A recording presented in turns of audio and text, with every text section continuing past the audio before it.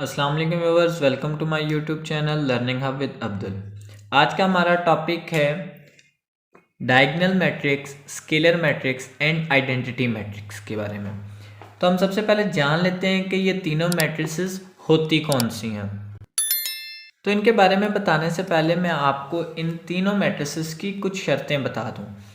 तो हमेशा जब भी डायगोनल, स्केलर या आइडेंटिटी मैट्रिक्स की बात आए तो आपने दो बातें हमेशा याद रखनी है।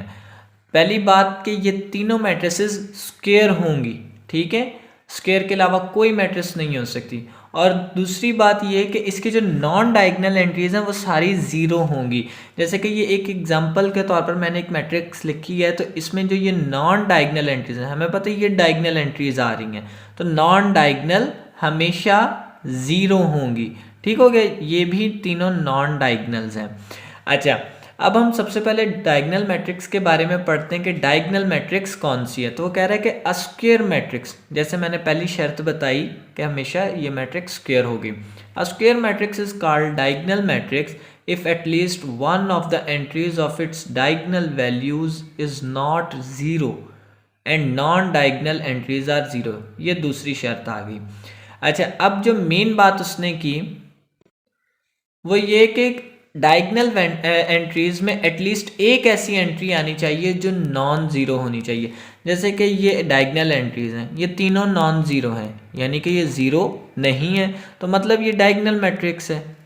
अब जैसे कि ये एग्जांपल है, इसमें तमाम तर वैल्यूज ज़ीरो हैं, बट एक ये मैंने डायगोनल के अंदर एक वैल्यू को मैंने 3 लिख दिया, या हम कोई भी लिख लेते हैं, तो इसमें ये डायगोनल एंट्रीज हैं 0, 0 एंड 3। तो उन्होंने कहा एटलीस्ट वन जो है वो नॉन ज़ीरो होनी चाहिए, तो ये नॉन ज़ीरो आ गई, तो ये भी डायगोनल मैट्रिक्स कहलाती है। उसके बाद हम स्केलर की तरफ बढ़ते हैं। तो अ square matrix is called scalar matrix. पहली वही शर्त कि स्केलर मैट्रिक्स भी स्क्वायर होती है if all the diagonal entries are same and non zero. अब स्केलर में उसने एक शर्त रख दी कि जो डायगोनल एंट्रीज हैं वो सारी बराबर भी होनी चाहिए, यानी सेम होनी चाहिए, और नॉन जीरो भी होनी चाहिए। और जो जैसे मैंने पहले बताया कि नॉन डायगोनल एंट्रीज जो है हमेशा की तरह ज़ीरो होंगी। अब ये दो एग्जांपल्स इसमें ये देख लें कि ये दोनों स्क्वायर भी हैं और इसमें नॉन डायगोनल एंट्रीज जो हैं वो ज़ीरो भी हैं। अच्छा, जो मेन स्केलर की बात आई वहाँ पर उसने कहा कि डायगोनल एंट्रीज सेम और नॉन ज़ीरो होनी चाहिए। तो इस एग्जांपल में देखेंगे के एंड के, ये तीनों जो एग्जांपल्स आ गई, ये यानी कि जो एंट्रीज हैं वो सेम हैं और नॉन जीरो है। इसी तरीके से दूसरी मैट्रिक्स में 2, 2 एंड 2 ये डायगोनल एंट्रीज हैं और ये सेम भी हैं। तो ये स्केलर की डिफाइन आ गई। इसके बाद लास्ट में है आइडेंटिटी मैट्रिक्स की। तो वो कह रहे हैं कि a square matrix is called identity matrix if all the diagonal entries are 1 and non diagonal entries are 0। अब नॉन डायगोनल एंट्रीज 0 हो गई हमारे पास, स्क्वायर मैट्रिक्स है, इसमें डायगोनल एंट्रीज मैंने सारी 1 कर दी, तो ये आइडेंटिटी मैट्रिक्स है। अब यहाँ पर कुछ एक बच्चों के ये एक सवाल आता है कि जी स्केलर में भी तमाम वैल्यूज़ सेम होती हैं और आइडेंटिटी में भी ये सारी वैल्यूज़ 1 होती हैं, तो क्या ये जो आइडेंटिटी मैट्रिक्स है ये स्केलर नहीं हो सकती? जी बिल्कुल, ये स्केलर भी हो सकती है, बट ये पहले आइडेंटिटी मैट्रिक्स को फुलफिल कर रही है। अगर आपके पास ऑप्शंस में आइडेंटिटी मैट्रिक्स नहीं है देन आप इसको स्केलर मैट्रिक्स लगाओगे, अदरवाइज फर्स्ट प्रायोरिटी आप इसको आइडेंटिटी मैट्रिक्स की दोगे। ठीक है, ये अब हमने तीनों की डिफाइंस पढ़ ली हैं। अब हम क्वेश्चंस की तरफ चलते हैं।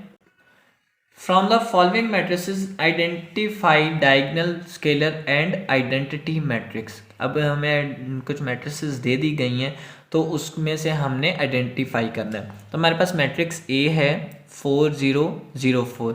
अब इसमें जो डायगोनल एंट्रीज हैं वो सेम है, तो हमें पता है जो जहाँ पर सेम आ जाती हैं तो वो कौन सी मैट्रिक्स होती है, वो होती है जी हमारे पास स्केलर मैट्रिक्स। ठीक है, उसके बाद बी यानी सेकंड मैट्रिक्स के अंदर है 2, 0, 0, 1। अच्छा, अब जो डायगोनल एंट्रीज हैं वो नॉन जीरो भी हैं बट सेम नहीं है, तो ये सिंपल डायगोनल मैट्रिक्स है।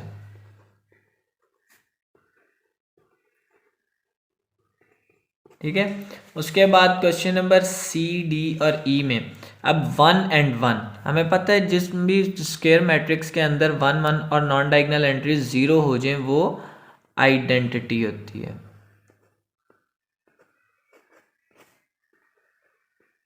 एक बात फिर आपको याद करवा दूं कि आइडेंटिटी मैट्रिक्स को यूनिट मैट्रिक्स भी बोलते हैं।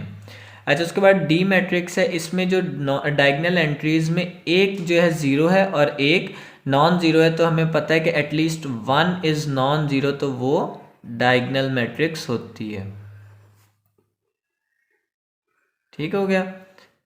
उसके बाद लास्ट हमारे पास क्वेश्चन है। अब अगर हम इसको सॉल्व करेंगे तो 5 - 3 2 एंड 1 + 1 2, यानी कि डायगोनल वैल्यूज सेम आ रही हैं, तो हमें पता है सेम जो है वो स्केलर मैट्रिक्स में होता है। तो ये मैंने लिख दिया जी स्केलर मैट्रिक्स।